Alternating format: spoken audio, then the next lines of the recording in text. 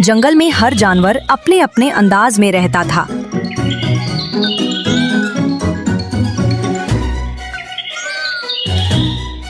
जंगल में एक शेर था जिसे सिर्फ अपनी ताकत का घमंड था। शेर एक बड़े बरगद के पेड़ के नीचे गहरी नींद में सो रहा है। तभी एक छोटा सा चूहा वहां आता है।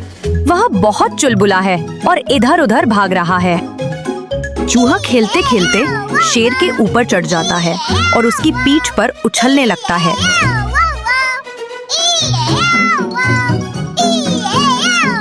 शेर अचानक जाग जाता है। वह एक पंजा मारकर चूहे को पकड़ लेता है।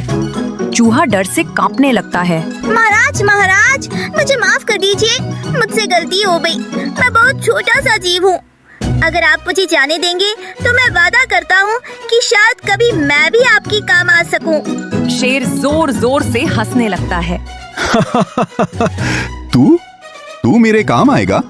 मैं तो इस पूरे जंगल का राजा हूँ। तू इतना छोटा है कि मुझे तेरा एहसान नहीं चाहिए।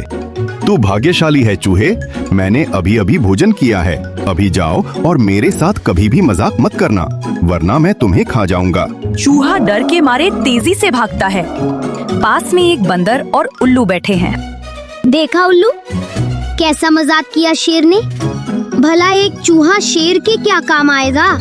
बंदर भाई, कभी किसी को छोटा नहीं समझना चाहिए।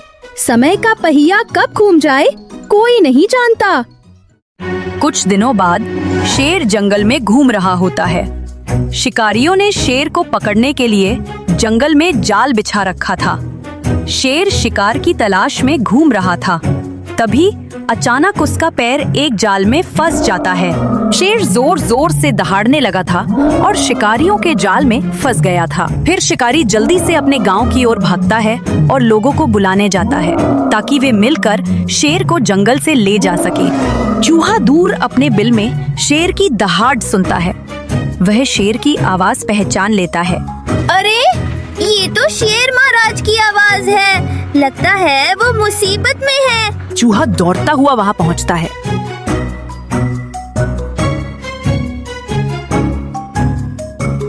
महाराज, आप मुसीबत में हैं। मुझे याद है मैंने आपसे कहा था कि मैं कभी आपकी काम आ सकता हूँ। चूहा बिना कुछ कहे अपने तेज दांतों से जाल को कुतरना शुरू करता है। वह एक एक रस्सी को धीरे धीरे कुतरता है।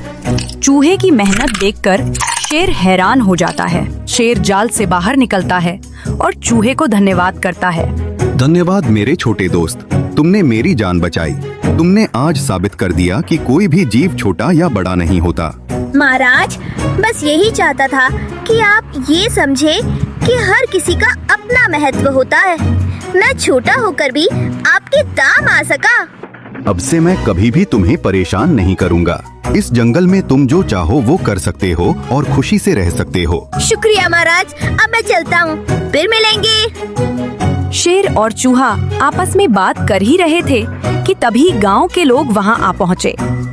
शेर और चूहे ने गांव वालों को देखा और उनकी तरफ भागने लगे। शेर जोर से दहाड़ने लगा और गांव वाले डर से गांव की ओर भागने लगे।